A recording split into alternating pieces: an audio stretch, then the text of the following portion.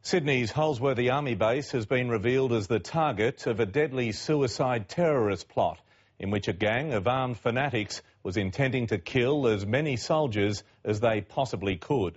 But a major police operation choked off the conspiracy with coordinated early morning raids on scores of suspects. We'll have full live coverage from Simon Boda in Melbourne and Peter Harvey at Holsworthy. To Simon first, and Simon, already one man has faced court. Yes, Peter, that man has been charged with preparing for a terrorist attack. Now, he's one of 5 men that have been collected in this police swoop. Another man, the counter-terrorism police have applied for an extension to question another man. That extension has been granted, and that questioning process is beginning right about now. Just before dawn, police and counter-terror units moved in. 400 officers raiding 19 homes across Melbourne and southwest Victoria.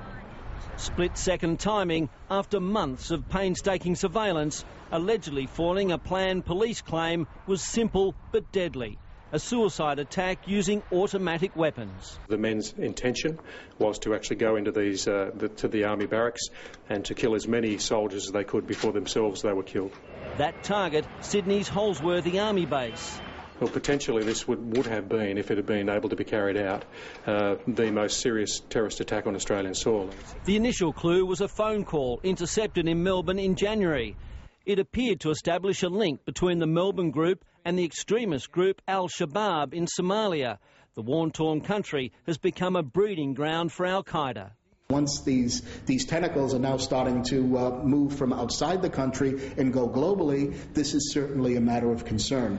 As 4 suspects, Australian nationals of Somali and Lebanese background, were arrested, forensic teams were moving in to scour the buildings for evidence.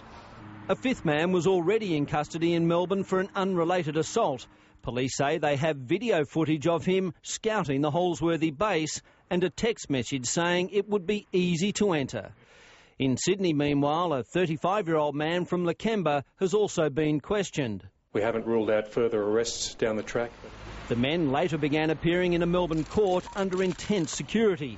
Police revealing they had intercepted several phone calls and text messages, and that members of the group intended seeking approval for the attack from a Muslim leader in Somalia. In court, one suspect, 25-year-old Naif El-Sayed, refused to stand for the magistrate, saying he would only stand for his God. The arrests, meanwhile, have been making world news. Terror raids down under. Right now, Australian authorities say they've foiled a plot to carry out a deadly terrorist attack. Today's raids were the culmination of 7 months' work by ASIO, Australian Federal Police and counter-terrorist investigators from Victoria and New South Wales.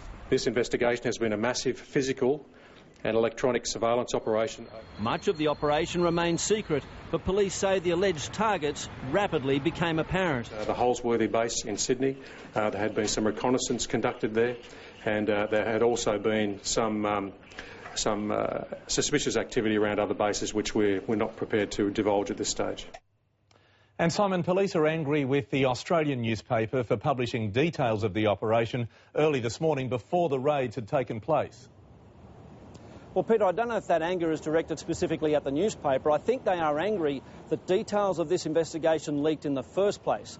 My sources tell me that counter-terrorism police were willing to let this terror cell continue to operate but keep them under surveillance. Police weren't ready to move yet. Now, they've been forced to move prematurely, and the big worry there is that possibly some terrorists may have slipped the net. All right, Simon. Simon Boda in Melbourne, thank you.